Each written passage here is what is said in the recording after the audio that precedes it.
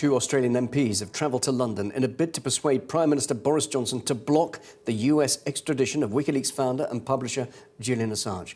Speaking outside Belmarsh Prison, where Assange is currently being held, George Christensen and Andrew Wilkie both agreed that his arrest and subsequent detention is highly political. This is an Australian citizen who, when you boil it down, has done nothing more than act as a journalist and a publisher and publish information in the public interest that includes hard evidence of US war crimes. And it is completely and utterly unacceptable to have him facing 17 counts of espionage and 1 count of computer hacking. There was no espionage, there was no hacking. It was just a person doing the right thing and publishing important information in the public interest. And frankly, it is an international scandal that he's locked up in there in those conditions as a political prisoner. What Andrew said is exactly right. I mean, we've just been speaking with Julian Assange for over an hour and a half, or about an hour and a half, and in that time it was quite clear to see he's a man under great pressure. Being locked up for that length of time without human contact, it obviously takes its toll. Julian outlined to us his version of events, I guess, and his take on the allegations. And I got to say that with a great degree of emphasis on certain facts that are going to come to light during the extradition hearing.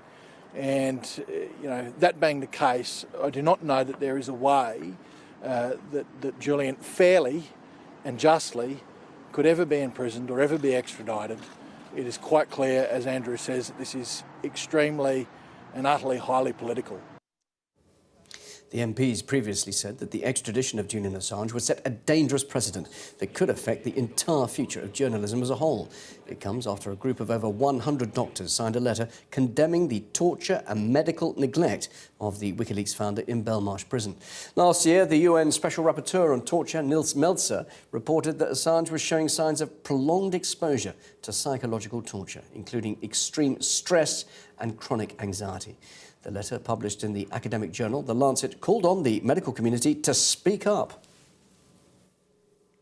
Should Assange die in a UK prison, as the UN Special Rapporteur on Torture has warned, he will have effectively been tortured to death. Much of that torture will have taken place in a prison medical ward on doctor's watch. The medical profession cannot afford to stand silently by on the wrong side of torture and on the wrong side of history while such a travesty unfolds.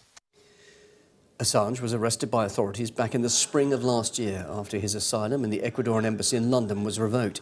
In the United States, he faces a total of 18 charges, including conspiracy to hack a government computer.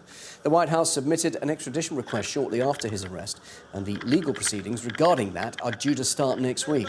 However, the hearing has been split into 2 parts, and the final decision won't come until later in the year. And I was joined by one of those Australian MPs who's calling for Assange's extradition to be blocked, George Christensen. He shed some light on the WikiLeaks founder's current mental state. Andrew Wilkie and I met him. We had the better part of 90 minutes with him at Belmarsh. How is he? Because obviously we're hearing reports of psychological damage. Well, there's nothing that Nils Melzer and all of those doctors have actually said when I looked at Assange that I thought, well, that can't be true. He is exhibiting signs of psychological damage. He seems disoriented, and he said that himself. In fact, the first thing I asked him was, how are you, Julian? Really, how are you? And 2 words summed it up, not good. You're here as an MP, but you're not actually here representing the Australian government. But do you think the Australian government could do something? Well, I'm a member of the Australian government, of the governing party over there, and I'll certainly be taking a message back. And the message is that he's one of ours, he's an Australian who's currently facing deportation from this country to another country, or extradition I should say, facing a foreign court, potentially facing another foreign court, currently in one foreign jail cell, potentially going to be in another foreign jail cell. That's wrong, and we really need to take a stronger stand. And what sort of support from other citizens Julian Assange get? Is he well liked there? Do you feel that there is a groundswell of support for him? There's a growing element of support. I mean, look, people have all sorts of views about Julian Assange, and I guess to a degree there's been a campaign of almost dehumanisation against Julian Assange. But, you know, people might think he's a rat bag, but in Australia, he's our rat bag. So I think that there's a growing feeling that he should come home. But if he did end up in Australia, there could be a chance that the Australian government could extradite him to the US. That is a very big problem, and it's a problem I think that in Australia we need to get our head around.